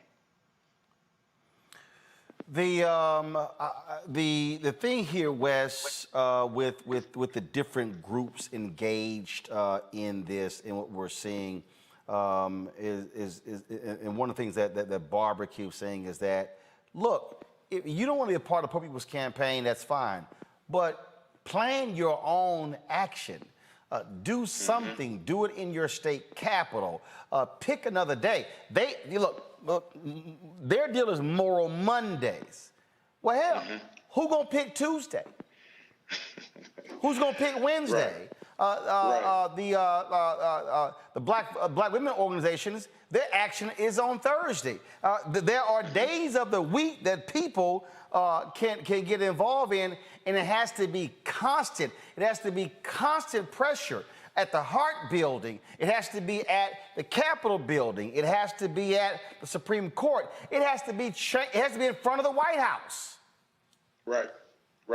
And to that point, I'm glad you brought that up. I'm excited to announce that Black Voters Matter and our dear brother Cliff Albright, as well as the 100 Black Men of America, our Black Party, and several other organizations will be actually taking over on Wednesday morning, meeting at 9:45, in which we'll be starting at right near the African American Museum and having a march to right outside of the White House to encourage President Biden to pick a side, and he has to do something, whether he's going to be on the side of white supremacists, and if this is Jim Crow 2.0, then he needs to come out and end the filibuster and end voter suppression and use his voice and his leverage to do so. So I absolutely agree with you. There's room in this tent for everybody to do something. It's just about us, again, not only picking a day and not only picking an action, but ensuring that we're keeping consistent and constant pressure.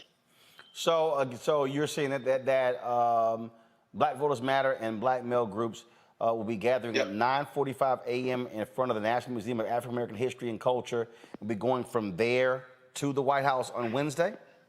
Yes, sir, on Wednesday. So, we're looking forward to having Roland Martin Unfiltered. I guess you get an exclusive. They're going to kill me for saying it too early. But, yeah, we'll be there on Wednesday. And, again, we're taking our days, and, we're willing to go to jail. I've already been to jail standing with the sisters. The brothers are willing to stand up. Hey, it's constant, it's consistent, and we got to do it. This is important. So everybody who's online talking about this should happen, that should happen, this ain't going to work, that ain't going to work, everybody, a lot of these groups have days every day of the week. There's an opportunity for you to do action. Shout out to my brother Stephen Green. There's a big march going on Friday as well. Hey, come on, get active, stop tweeting, stop Instagramming, and let's get in the streets and let's do some work. You may want to see. I don't have the Friday information, so you may want to send. You may want to send that to me. I do want to ask. You this question here that I think is really important, Kadeem, and that is when we talk about. Again, inside, outside. I mean, the Lawyers Committee for Civil Rights under law, y'all are on the inside. Y'all are involved in the negotiation, the meetings that have been taking place with the presidents. Explain to the people why external pressure helps the inside strategy. Oh, absolutely. I mean, I'll give you an example. Senator Manchin, 4 or 5 months ago, he was adamantly against passage of the For the People Act. He just thought that it was too partisan. It was never going to get done. But there was constant pressure, both grassroots pressure in West Virginia and pressure in D.C. Phone calls, marches, letters. Everything was just focused on Senator Manchin and really pushing him to explain why, as a Democrat, he wasn't backing this voting rights legislation. And now what we see is Senator Manchin is at the table. He's negotiating with Senator Schumer. He's trying to come together. He's trying to find a solution that's going to allow him to save face, given what he's already said. But that negotiation would never have happened. It never would have come to be if it wasn't for the constant grassroots pressure of the activist community. And that's why we're, as somebody who works at more of a civil rights organization that deals with policy, I'm so grateful for the work of these activists. And I'm so grateful that there are people who are willing to be out in the streets every day, every week to get this stuff done. I mean, we could never do our work without that grassroots pressure. See, Congo, the thing that really jumps out here is that you always have the folk who don't really want the external pressure. But then when they get to the end of their rope, then they're like, well, can y'all do something? That's why the two go hand in hand.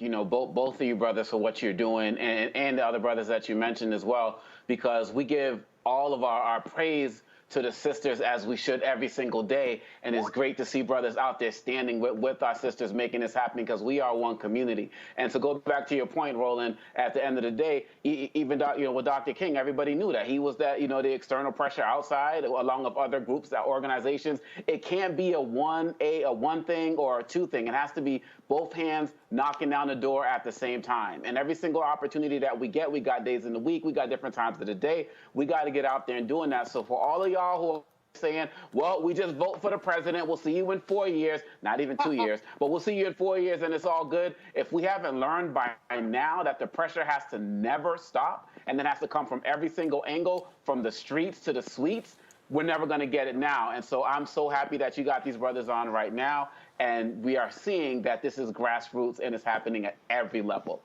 Avis, and I think when you talk about these senators, they need to feel that heat wherever they go.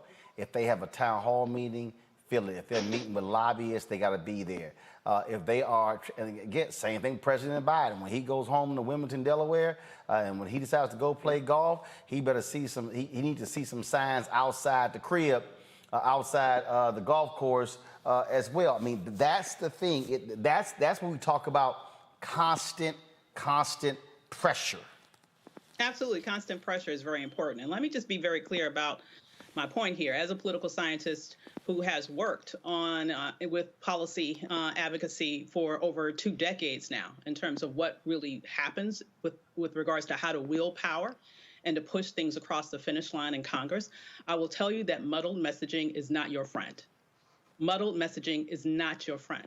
If we had people all over this nation all asking, you know, for, like, let me just say, to make this most effective this summer, the one thing we need to focus on is voting rights. Voting rights, voting rights, voting rights, and voting rights. And even if the argument is that we want people not to leave for this for any sort of vacation right about now, it's you know, it's one ask is better than 5 asks. That was just my point in terms of really making that happen.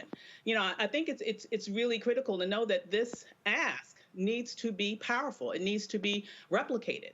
And I think that it's nothing wrong with us unapologetically advocating on behalf of Black people. You know, obviously, the attacks against voting rights aren't only focused on Black people, but let's be clear.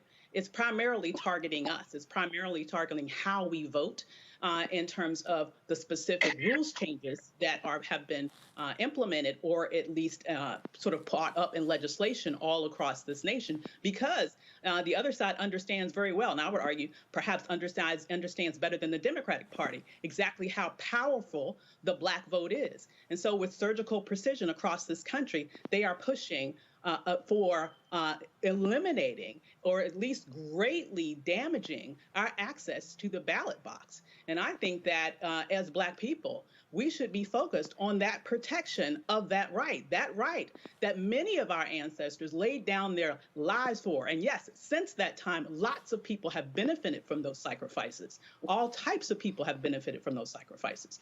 But I think it's important that we understand that right now, our voting rights in particular, not only, but in particular, is in the crosshairs across this nation with 48 different state legislatures. And we need to rise up across this nation unapologetically and fight specifically for that. Focused messaging brings a bigger impact. And that's what we need to do in order to fight back and make sure that our voting rights are protected. Wes? Wes, Yes, Wes, go ahead. Wes, go ahead. Yeah, well, I'll just say, with respect to the sister, as a fellow political scientist, I'm the political science department chairman at Virginia State University. I hear you wholeheartedly in regards to focused messaging. There you go, okay. Hail State, Trojan Pride. So we're going to have you come back and speak to the kids. But in any event, I agree with you in regards to focused messaging. I just think that in order for us to bring more people into the tent, because of the fact that we know that Black folk represent a significant portion of the population, but we're not the totality, we're not the largest portion of the totality, the largest portion of the population. And furthermore, if we want to bring other folks in to make our message louder, to make our voices louder, we're going to have to be willing to bring in some of their issues. That's just the way in which the game, in my personal opinion, this is a numbers game. When are they going to fight for us? I do not see other. Let me just say, why is it only the Black community's responsibility to take up everybody's cross? Why is that? Why is that the case? I would love to see Latinos of their own volition out there fighting for voting rights. I don't see it. I would love to see other groups out there of their own volition fighting for voting rights, where we know it's specifically in those areas where we are targeted. When we take our political power that our ancestors fought and died for and bled for, and then diffuse it by allowing it to disperse across a variety of issues, we are not maximizing the impact of our power. And we're the only ones making that sacrifice, not everybody else. I understand numbers. I understand proportions. I understand that we're not the majority of the population. And I understand that we, more than anybody else in this nation's history, understand how to play the game of coalition politics. We've played it better than everybody else. That's what's led to the civil rights advancements that we fought and died for, and that, quite frankly, everybody else has benefited for, largely more than we have. Let's just be real about that, too. Well, I just said, we need to be very real. Julian, hold on. Julian, hold on. Julian. West. I'm going to go to West, then Julian. Well, I'll just say this part. Just because you don't see it doesn't mean it's not happening. We had a coalition of brothers and sisters from the Latino community all join, go to jail in Arizona. Literally just last week, there were several brothers and sisters who went down to participate as well, fighting on behalf of voter rights. We'll have some folks who will also be joining days and taking days in terms of advocating for voting rights next week. So again, like just because we don't see something, it doesn't mean that it's not happening. Hold on, let me finish, sister. Let me finish. Are they doing it? Wait. I'm going to let Wes finish, like I told him to finish when you were talking. Then I'm going to go to Julian. Wes, go. Yeah, so again, just a point. Firmly agree with you. Other groups have to get on board with us. And as we said again, LGBTQAI plus communities, Asian folk, Latino folks, and so forth. But it's on us to not only hold them accountable, but we know Black folk have always had to save this country. I'm sorry that that's just the way that it is, but we're going to have to hold these other groups accountable. And I have no issues with doing so, calling them out while still advocating for my people. And as you alluded to, we know coalition building better than anybody because we've been forced to do so. And now it's no different. We have to bring other folks into the tent, and we have to make sure that our voice is as loud as it can be. Julian. There are no rights without voting rights. That's the bottom line. In the earlier segment, Roland, you said I had to pick. So I picked. I'm picking what Avis is saying because it is important. There are no rights without voting rights. We can't get the fight for 15 if we can't get the people who can vote for that. We can't get people the eviction moratorium extended unless we get people who vote for that. So while all the issues that are on the table and the fight against predatory capitalism is paramount, it also, the voting rights piece is the taking of Black voting rights is the original, not the original sin, but the original voting rights sin in 1865, etc. So, while I respect the brother who's the chair of something, somewhere, with all due respect. He's chair, I'm sorry, hold up. He's the chair of social advocacy for the 100 Black Men of America, and is the former vice chair of the city council for Charlottesville, Virginia. All right. Well, props lifted up. And I am the dean of a College of Ethnic Studies, which has Pan-African Studies, Chicano Latino X Studies, and Asian American Studies reporting to me. And what I would say is that these people work well together, but African American folks tend to be at the cutting edge of fighting for voting rights. We just have to own that. And we just have to say, I'm not saying that these other issues are not important. I don't say that we have to ride the tent. But if we have a very short period of time, if we have a month, in that month, can we get the For the People Act passed? In that month, can we get the filibuster eliminated? And I don't hear many of these groups talking about it. Now, maybe I don't hear everything. I don't run the streets, so I don't hear everything. But what I do hear folks saying is we got to put everything on the table. Reverend Barber is my buddy, a very long standing, and I agree with him about a lot. But can we sequence this stuff because there are no rights without voting rights? They are! Oh my God! Can you please read? No, please, y'all, show the video, please. I need you to show the video, read the sign. I can't That's see the sign. Okay, this the sign. No, I need you to read the sign. If we gonna sit here, look, if we gonna sit here and have this conversation, please read the sign. Number one, no, listen. Number one on the sign says it says in the filibuster. That's number one. Okay. Here, look, go to my computer. This is the sign from last week.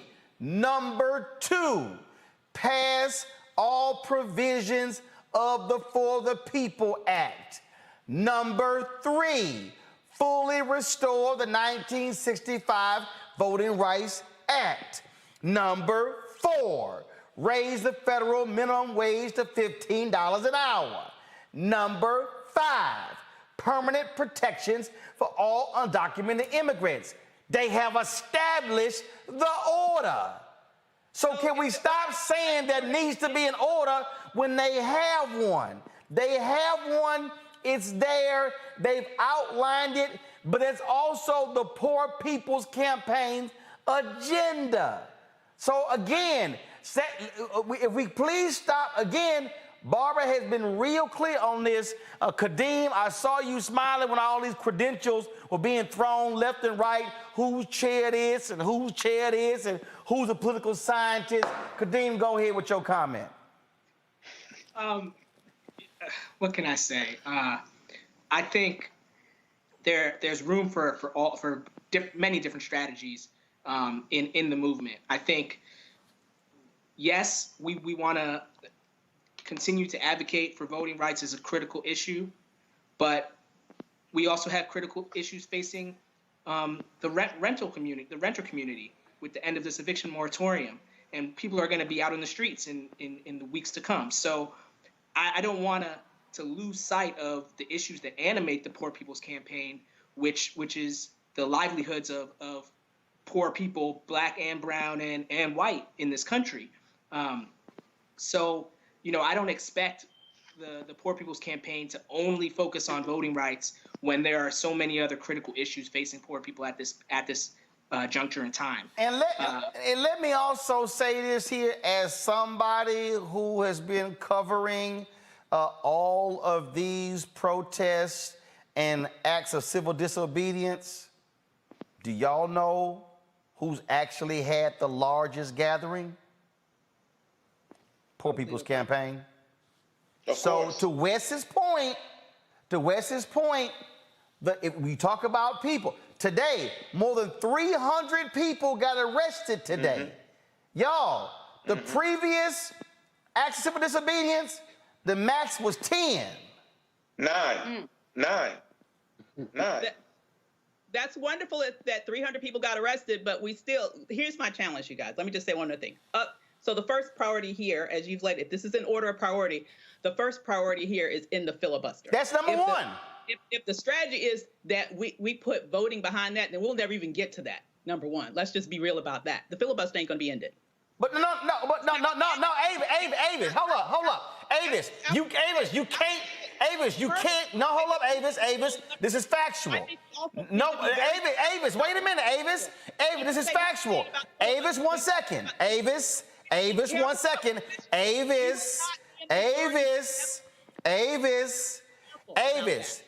this is factual. You're not going to get the For the People Act unless you actually do end the filibuster on this bill.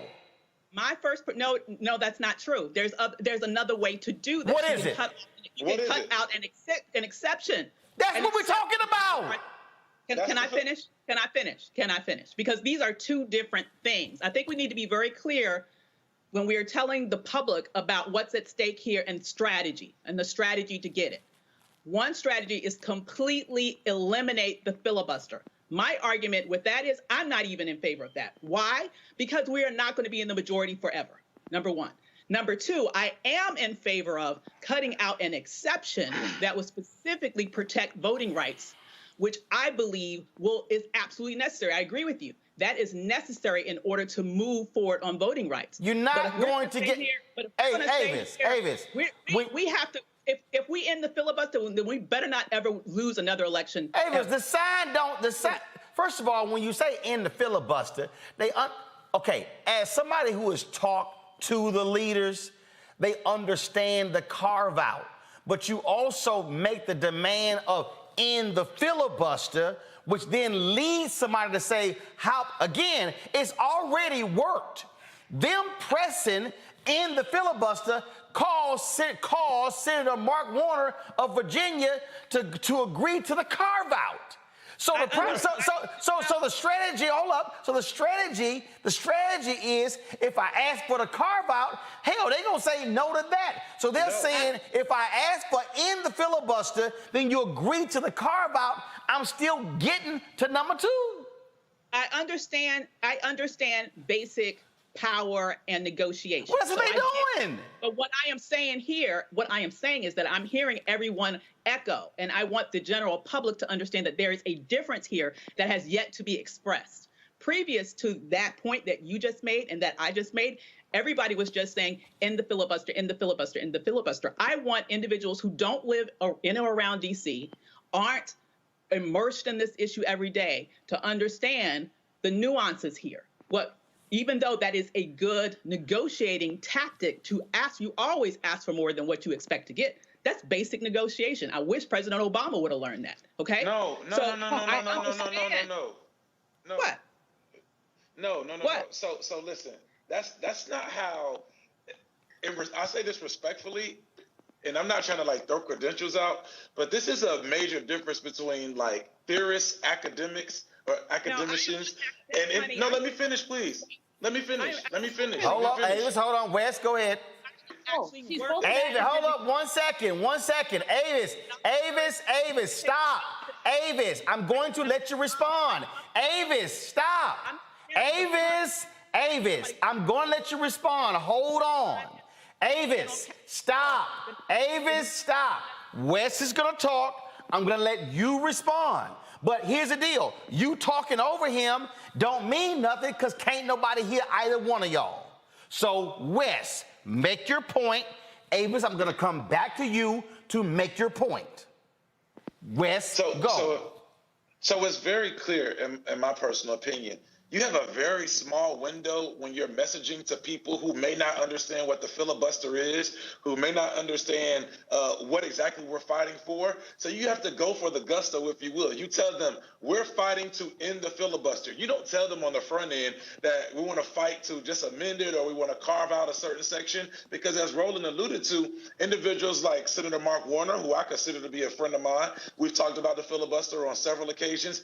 Without us saying very boldly and consistently end it, he would not be where he is right now. And people, as our community as a whole, we can educate them on what it is that we're pushing for while still saying in totality, we want to end the filibuster because we know it's a strategy. You're not going to get votes in the House, in the Senate, on the state level, or on the local level by going in with the minimum initially. You just said you understand negotiation tactics, then you know that we have to go for the ghost to speak in terms of language in which we're going to cut the head out in the filibuster now so that we can get somewhere else later and we can simultaneously educate our people in totality about what this means. Avis, now go. How is that different from what I just said? I just said that I understand the basics of power and negotiation. And I understand that you ask for more than what you expect to receive. But what I also said is that I don't want your viewing public, Roland. You have a huge platform. And I kind of think that my people are intelligent enough to understand nuance. Therefore, I wanted to explain to your viewing public the difference between the ending the filibuster and what the repercussions of that would be in the broad sense, if that actually were to happen, versus the carve-out, such that when the carve-out happens, people aren't sitting here saying, oh, God, it's the carve-out, that's not worth anything. I want people to really understand the backroom politics of this and exactly what we can ultimately expect in order to be able to push forward what we want to push forward without, at the end of the day, coming back and hurting ourselves in the future when we are no longer in the majority in the Senate. I think our people are intelligent enough to understand that. Our folks already know the carve-out, Avis. They already know the carve-out. They already know the carve-out because Mitch McConnell did it 3 times. Mitch McConnell did it. They know the carve-out. We're trying to get the Democrats to do it. But what I'm saying is our people know the carve-out. They get it. For a quick sec, are we not trying to get him to do that? So what I'm saying, though, is that prior to, you can say that people understand that, but the point is, prior to me raising this point, this panel to a person was going around saying, in the filibuster, in the filibuster, in the filibuster. All I was trying to do was to speak to my people in a way so they can understand what is actually going on in DC right now, such that when the filibuster isn't ended, they might not be so disappointed to say, well, we didn't get that, and understand that there are different ways to get to the end game outside of that big picture thing that a lot of people are messaging around that actually can at the end of the day come back and bite us in the ass when we are no longer in the majority. People need to understand that. Well, first of all, again, one second, hold up, 1 second. I'm gonna go Julian, Kadeem, Omakongo, Wes. Julian, go. Avis, I think that both you and Wes are kind of being, respectfully I say this, but condescending to our people. Our people are not stupid. They understand. Actually, there are a lot of stupid Americans, but go ahead. There's some stupid white people out there, but I think that a lot of black people understand this issue. And when you say, I have to explain this, because we know that the filibuster has often helped us and also often hurt us. I think that people are very capable of dealing with the issue of nuance. I'm kind of tired of us in the Washington bubble assuming, now that I live in LA, assuming that people outside the Washington bubble don't get it. We get it. People get it. What I'm saying is that most people aren't, their whole lives don't revolve around. Ho. Julian, finish.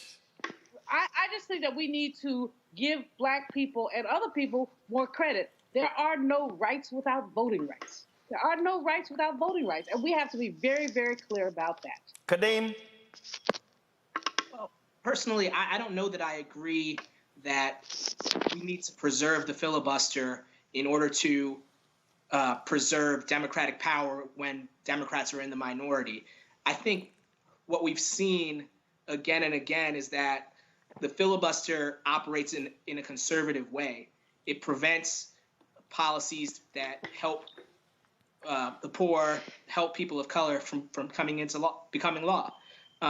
It's not something that Democrats can really wield effectively because the Democrats are often trying to push for legislation, trying to push for progressive measures to pass. We're not trying to prevent laws from getting passed typically, and so I kind of don't see the strategic value of having the filibuster preserved just in case Democrats need to block some type of Republican legislation. I don't really see us, I don't see that scenario happening very often. So I kind of think that having end the filibuster be our rallying cry. It's a good rallying cry because we should have a democracy that works where the majority in the Senate passes laws. We shouldn't have a minority in the Senate preventing laws that have majority support from becoming law. And I think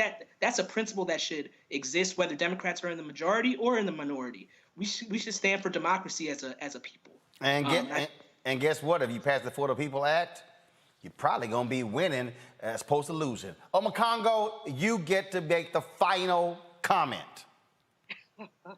I think what has been impressive to me about this powerful debate is that in this conversation, we have members of the academic, the activists, the legal, the journalistic, as well as the arts community as well, who've had an intense debate about the same goal.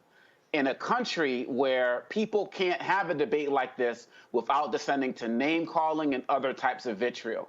So I commend everybody tonight for leading the way as it relates to this conversation, and for people who don't see how people engage in terms of leaders and how to engage in terms of how we're going to take action, this was like course 101. And I know you do this every night, Roland Martin, so a lot of your viewers are already used to it. But in order to go forward, these are the types of conversations that need to continue. They'll get intense, but we all have our eyes on the prize. And let's make sure that we're not losing focus on that, because it's all about our liberation. All right. With that, this segment is over. If y'all want to talk over each other, call each other on the phone. Let me thank Kadeem, West. Let me thank Makongo, Avis, Julian. I certainly appreciate it. We were going to show we have an interview with one of our book authors. I'm going to hold that for tomorrow. And so, because we are out of time, otherwise we'd be here till 9 o'clock. This is not a 3-hour show just yet. It's still 2 hours. If y'all want to support what we do, please join our Bring the Funk fan club. Every dollar that you give goes to support the show. Allows for us to be able to live stream the 4-hour event today. Allowed us to be able to travel to Austin, Texas. And let me just help y'all out. And I tell y'all, I'm very open and honest about what we do. Last week, us traveling to Austin and being able to cover that event from Tuesday all the way through Sunday cost us $15,000. Okay, $15,000, and that's travel, that's per diem, that's security, that's our live streaming fees. I mean, that's what it actually cost us. And so if we were able to get, let's say 300 of our fan club members give an average of $50 each, that covers the cost of that particular trip. I give you these numbers because I need you to understand that the costs are real. Black News Channel is not black owned. They got a billionaire, Shahid Khan, the owner of the Jacksonville Jaguars, who is their major investor, okay? So he's already pumped millions of dollars into that network. Nope, that's fine. That's what they want to do, no disrespect. I don't have a billionaire giving us money. I don't have millionaires giving us money at all. And so your support is critical to us. That's one of the reasons why you see me going hard against these companies when it comes to advertising dollars, is because I see what they're doing. I see they're spending money on Fox. I see the money they're spending on MSNBC and on ABC and NBC and CBS. And I see the money they're spending on BET and TV One. But the reality is there is no show like this one. You do not have a show that provides you this type of content, the kind of things that we do, the coverage that we provide on the digital side as well, live streaming these various marches. You're not seeing it. I'm telling you right now, Black News Channel wasn't out there live streaming 7 hours and actually marching with the folks every step of the way last week in Austin. Neither were the mainstream networks. And so your support is critical to our survival. And so what we would like for you to do, and our ask is very simple. There are people who've given us $1. People have given us $30,000. Some people have given us, like I say, it doesn't matter. What we're asking for, our goal is to have 20,000 people in the course of a year contribute $50 each, which comes out to $4.19 a month, 13 cents a day. That way, boom, 20,000 people, we hit $1 million to be able to fund what we do, to be able to cover these type of stories. You heard Wes say they're going to be out there Wednesday. We'll be there. They're going to be out there Friday. We'll be there. And so when we talk about this, the equipment that we have and how we're using this, bottom line, y'all, it costs. That live streaming equipment we have, LiveView, we got to pay a fee every single month to use that. That is the exact same equipment that all the networks use, and we're out there. They got the same LU 800 on their back, and so we appreciate everybody's support. People who actually give to us. We want you to hit the like button on YouTube, hit the like button on Facebook as well, because all of that impacts the algorithms. So please support us via Cash App, $RM Unfiltered. Venmo is at RM Unfiltered. PayPal is R Martin Unfiltered. Zelle is Roland at RolandSMartin.com. Roland at RolandMartinUnfiltered.com. And so we appreciate all the folks who have given to us. We appreciate the folks who continue to support us. There are people who send money to us every single week, and we thank them so very much. Let me go through and shout out Yolanda Elkins. Let me shout out Marcel Montanez, also Julie Agbasi. Let me also shout out Fabian Quero, Claudia Atkinson, Paula Jones. Thank you so very much. Let me shout out Yativa Prather. Thank you so very much. Christopher Hawkins. Yativa Prather actually gave to us twice. I appreciate that. Portia Bright. Thank you so very much. Maya Cameron, Jerry Williams. Anybody who gives $50 or more, then I gave y'all a personal shout out. Yawanda Russell. Thank you so very much. Also, Vanita Douglas, thanks a lot. These are people who've given to us on Venmo. Chef L. Green, thanks a lot. David Norris, thank you so very much. Lauren Burke, thank you so very much. Mary Crenshaw, thanks a lot. Leslie Jones, Ernestine George, Anna Ford, Veronica Carter, Barbara Taylor, Lee Williams, Marcel Montanez, thank you so very much. Let's see here. Kyle Smith, Kurhan McKinley, Erica Martin, Gail Fordham, Anna Ford, Dennis Johnson, Bridget Fowler, Revival Health Wellness Council. Thank you so very much. Angela Terry. Let me see here. Andrea Tucker, Joseph Williams, Eric Youngblood, Jason Henderson, Robert Young, let's see, Keisha Lamb, Glenn Gregory, all right then, Gerald Luke. And so I appreciate that. Stephen Fogg, Mark Hudson. Those are the people who have given to us on Venmo just during the show. I'm just going to read out real quick here. Keith Jones, Jerry Williams, Maya Cameron. Omakongo just gave one during the show. Omakongo, I appreciate it. Calvin Johnson. Let me also see here. Inga Jackson. Let me stroll through. Who else do I see here? Let's see here. Fritz Wise, I appreciate it. Phyllis Bell, thank you so very much. Let's see here. Jenna Ferry, thanks a lot. And Johnny Sadler. So again, I want to thank all of you who have given to the show. Again, if 300 of y'all sign up between now and tomorrow, our trip last week completely paid for. That's the kind of support that we appreciate, and thank you so very much, folks. I will see you tomorrow right here on Roland Martin Unfiltered. Take care.